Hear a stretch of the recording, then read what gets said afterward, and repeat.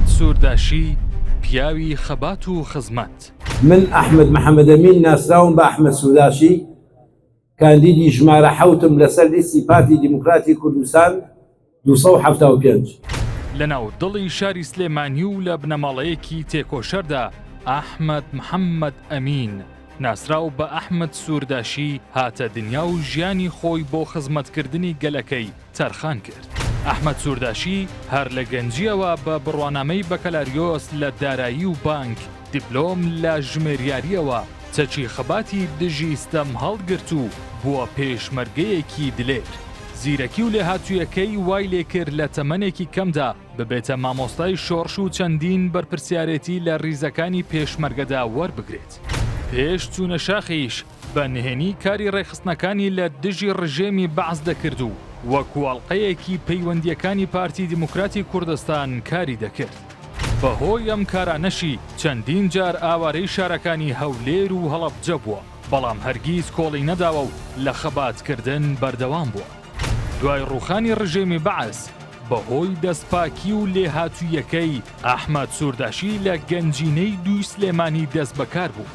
هاوکات بۆ ماوەی 21 ساڵ سەرۆکی سەندیکای ژمێریاران و وردبینانی کوردستان لقی سلێمانی بوو.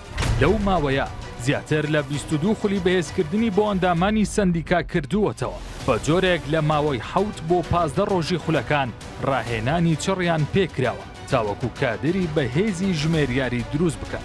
خاڵێکی گرنگ کە زۆر مهمە بۆ بەرزکردنەوەی ئاستی ئەندامەکانمان بەپێی ئەو فیانەی کە هەمانە وەکوانەی کە بڵین مەعهەدیان تەواو کرد و 2 ساڵ و 10 ساڵ تەخەڕوجیان کردو لە دایرەکانن. ئێمە بە هەمانگی لەگەڵ دایرەکانە لەگەڵ زانکۆکانە ئەوانەشمان کردووە. لە ماوەی ساڵەکانی 2020 بۆ 2024 وەکو سەرۆکی سەندیکا ڕێزلێنانی پێشکەشی خانەنشینانی ژمێریاری کردووە و هەمیشە خزمەتیاندامان و خەڵکی کردووە.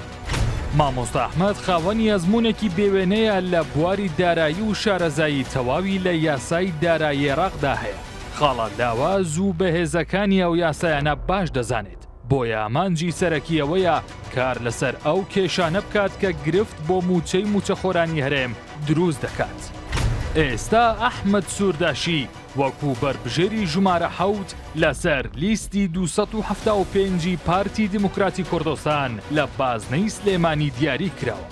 دەوێت بە عەرەبییەکی پاراو زیرەکی و پسپۆڕیەکەی تێکەڵ بە یەکدی بکات بۆ بەرگریکردن لە مافەکانی گەلی کورد. هەر بۆیە چاوی لە دەنگی دەنگدەرانی بازنەی سلێمانیە کە لەم قۆناغەدا پشتیوانی بکەن و دەنگدەرانی ئەو بازنەیە نوێنەرێک بنێرنە پەرلەمانی عێراق کە بەڕاستی شارەزا بێت و بتوانێت بەرگری لە مافەکانی گەلەکەی بکات.